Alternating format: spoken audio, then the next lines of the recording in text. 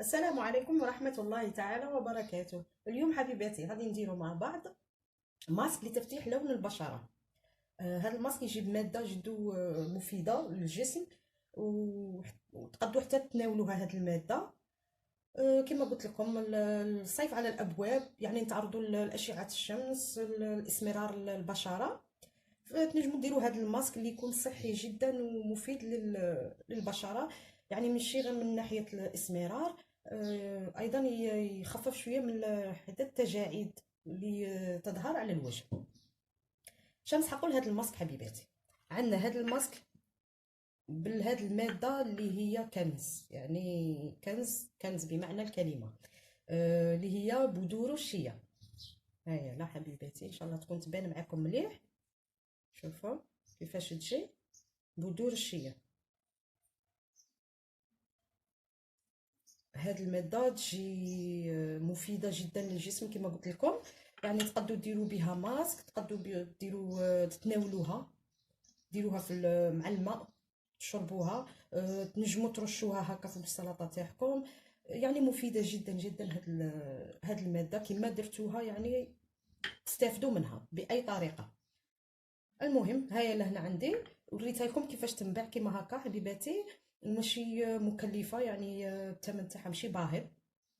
ما تقدروا تشرو ب 15000 20000 يعطيكم كميه لا باس بها، تستعملوها شحال من مره.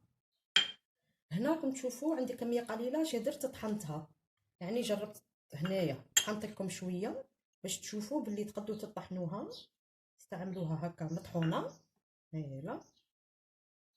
واللي ما عندهاش باش تطحن تستعملها عادي هكا حبيبات كما قلت لكم. تشوفوا هي تجي حبيبات تاعها يجو شغل رطبين بزاف، لزيجين كما يقولوا، من بعد يولوا لزيجين اونفا يجوا رطبين بزاف. هما لا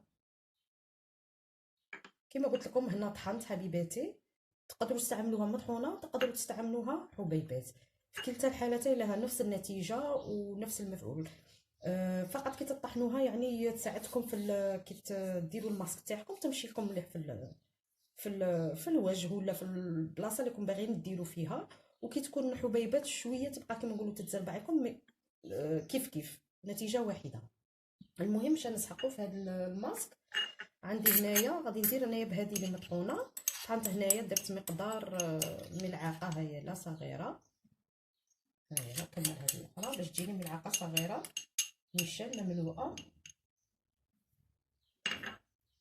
وهنا عندي كما راكم تشوفوا، يعني كيما درتو هكا تنجموا تدوها مطحونه.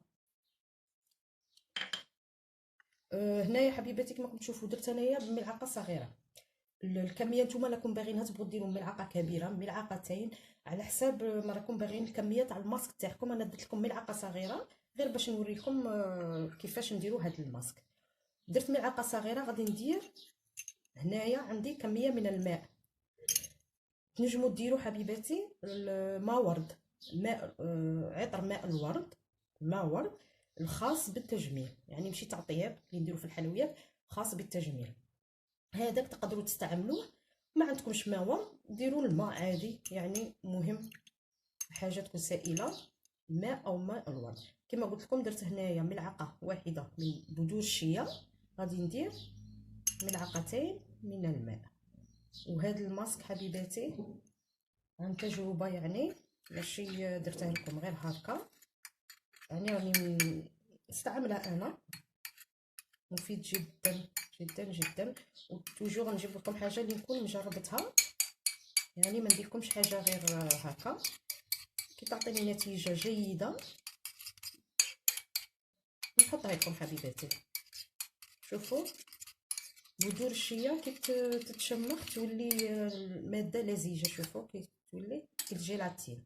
خلطوها مليح حبيباتي بهذه الطريقه.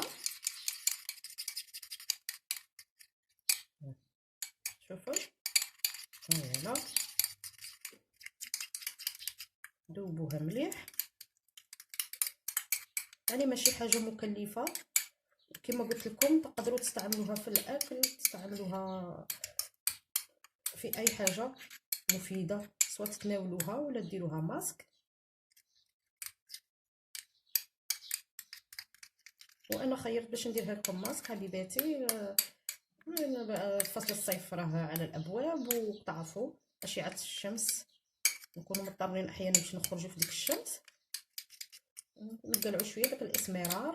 وفي نفس الوقت كما قلت لكم ماشي غير الاسمرار البشره، يعني حتى التجاعيد. ها يلا حبيباتي شوفوا حصلنا عليه، شوفوا الماده اللزجه اللي تحصلنا عليها. ها يلا وتحكموا المنطقه اللي راكم باغيين ديروا فيها حبيباتي. يعني انا ما قدش نوري لكم على البشره، على الوجه، يعني درت لكم هنايا على بشره تاع اليد تاعي بهذه الطريقه. ها ولا شوفوا كي تكون مطحونه حبيباتي تمشي لكم مليح، يعني كي تكون حبيبات شويه تبقى تتزربع لكم، بصح تعطيكم نفس النتيجه. ها يلا ديروا لي ماسك تاعكم هكا،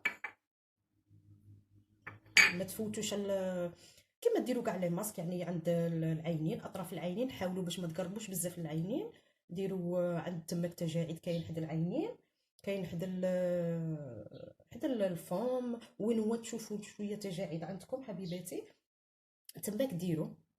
وديروا الماسك تاعكم عادي كاع على الوجه تاعكم، عند الانف كاع، تقدروا تمشوا حتى للرقبه، وخلوه نصف ساعه دوك تحسوه ينشف وشكم ويبس.